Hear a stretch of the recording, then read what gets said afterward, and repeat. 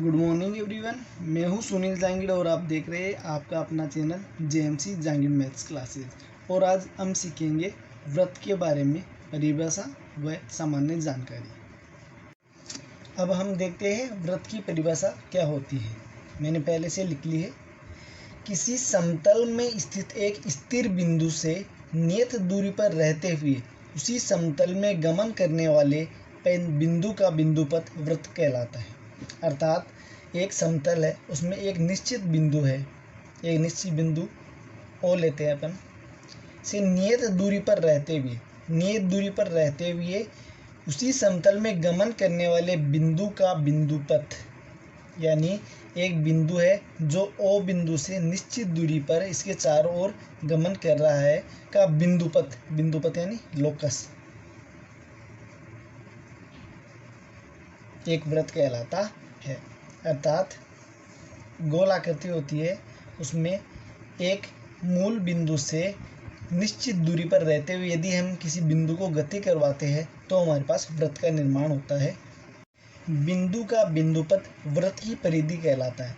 अर्थात जो चारों ओर की लंबाई है वो व्रत की परिधि कहलाती है। यह है व्रत की परिधि। अब हम देखेंगे व्रत की त्रिज्या, व्रत का केंद्र व व्रत का व्यास क्या होते हैं। व्रत का व्यास, त्रिज्या व व्रत का केंद्र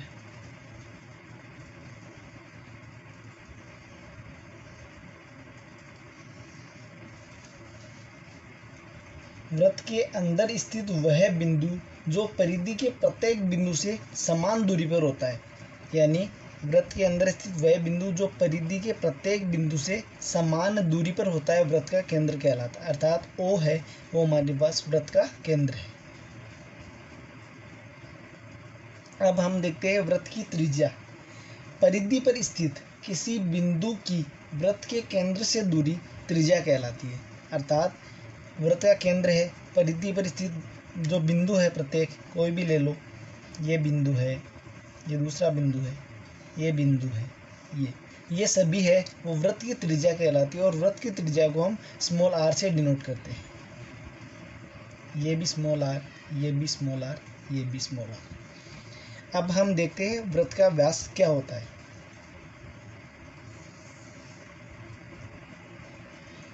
हमारे पास एक व्रत है।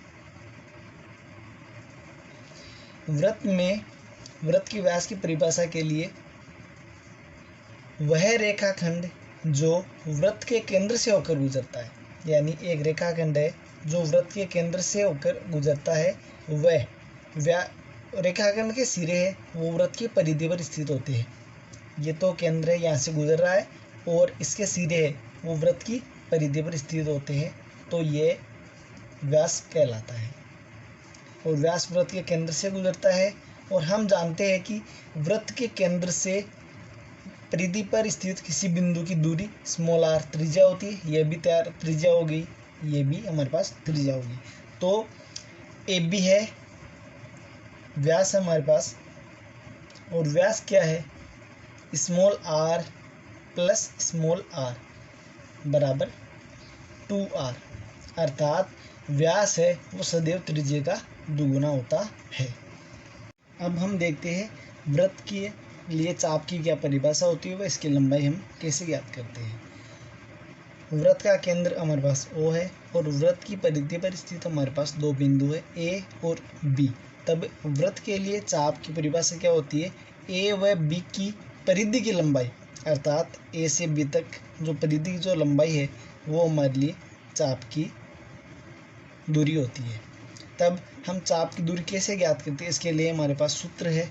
चाप की दूरी स्मॉल l बराबर r थीटा। अर्थात चाप बराबर त्रिज्या गुणा कोण। और वह कोण हमारे पास होता है, ए से हम ओ को मिला देते हैं, ओ से बी को मिला देते हैं, तब केंद्र से ए बी पर जो कोण बनता है थीटा, वह थीटा कहलाता है। तब चाप की लंबाई हमारे पास होगी त्रिज्या गुणा कोण। इसकी सहायता से हम परिधि की लंबाई ज्ञात करते हैं। तो हमारे पास परिधि हो गई। परिधि क्या है? परिधि एक चाप ही है, यानी यहाँ से हम ये तो थीटा कोण ले लिया, और यदि इसको टोटल हम 360 डिग्री के कोण पर घुमा देंगे तो हमारे पास परिधि आ जाएगी। तो परिधि बराबर, परिधि सबसे बड़ा लंबा चाप हो गया, त्रिज्या गुणा, अब टोटल कोण बनता है हमारे पास 360 डिग्री का, और हमारे पास 180 डिग्री बराबर क्या होता है? पाई। तो 360 डिग्री बराबर हमारे पास हो गया 2 पाई।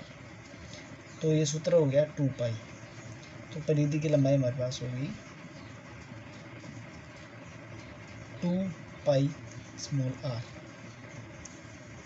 जहाँ पर आर त्रिज्या है और पाई बराबर 22/7 या 3.14 हम लेते हैं।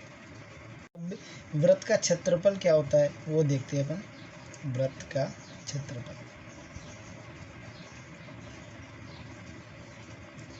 तो वृत्त के क्षेत्रफल के लिए हमारे पास सूत्र है पाई आर स्क्वायर, जहाँ पर पाई का मान 22/7 है, वो स्मॉल आर है, वो त्रिज्या है। आर बराबर त्रिज्या, पाई बराबर 22/7 या 3.14।